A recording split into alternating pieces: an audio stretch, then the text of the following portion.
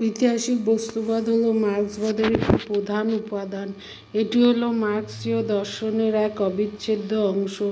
এটি এক পদ্ধতি বা দৃষ্টিভঙ্গি এবং একটি সমাজতত্ত্বগত তত্ত্ব।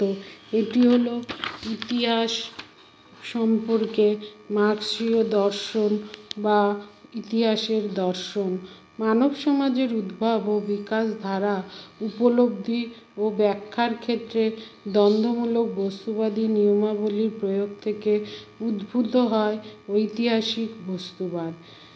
ঐতিহাসিক বস্তুবাদের ধারণা ও সূত্রগুলি সমাজের সকল ক্ষেত্রে প্রযোজ্য এবং সেগুলি সমাজের সাধারণ বিকাশ ধারাকে বুঝতে সাহায্য করে বলে দাবি করা হয়। মরিস কনফোর্টের মতে ঐতিহাসিক বস্তুবাদের মূল সূত্রগুলি হল: ১. সমাজ তার বিকাশের ক্ষেত্রে বিজ্ঞান কর্তৃক আবিষ্কৃত বস্তুগত নিয়মাবলীর দ্বারা নিয়ন্ত্রিত হয়। ২. সমাজের বৈষয়িক জীবনের বিকাশের ভিত্তিতেই ধ্যান ধারণাসমূহ ও প্রতিষ্ঠানসমূহ রাজনৈতিক, ভাবাদর্শগত ও সাংস্কৃতিক বিষয়ের উদ্ভব ঘটে। ৩. বৈষয়িক জীবনের অবস্থার ভিত্তিতে উদ্ভূত ধ্যান ধারণা ও প্রতিষ্ঠানসমূহ বৈষয়িক জীবনের বিকাশে সক্রিয় ভূমিকা গ্রহণ করে থাকে। এছাড়া ঐতিহাসিক বস্তুবাদ শ্রেণীবিভক্ত সমাজগুলিতে শ্রেণীদ্বন্দ্ব, সমাজ বিপ্লব ও সমাজ পরিবর্তনের অনিবার্যতার কথা বলে।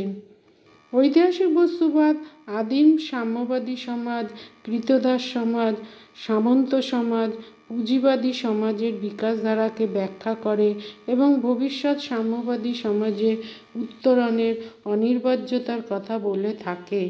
মার্ক্সবাদে ঐতিহাসিক বস্তুবাদের আলোকে মানব সমাজের বিবর্তনের কয়েকটি প্রধান ঐতিহাসিক কালপর্বকে চিহ্নিত করা হয়েছে।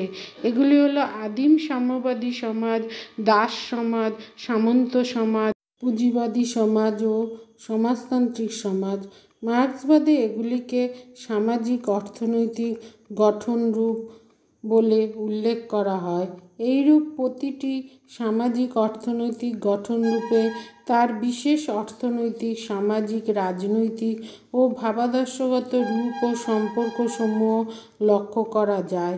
সমাজের উৎপাদন সম্পর্ক ও তার উপর ভিত্তি করে গড়ে ওঠা রাজনৈতিক ও ভাবাদর্শগত উপাদানসমূহকে যথাক্রমে ভিত্তি বা বুনিয়াদ এবং উপরিসৌধ বা উপরিকাঠামো হিসাবে আখ্যায়িত করা হয়।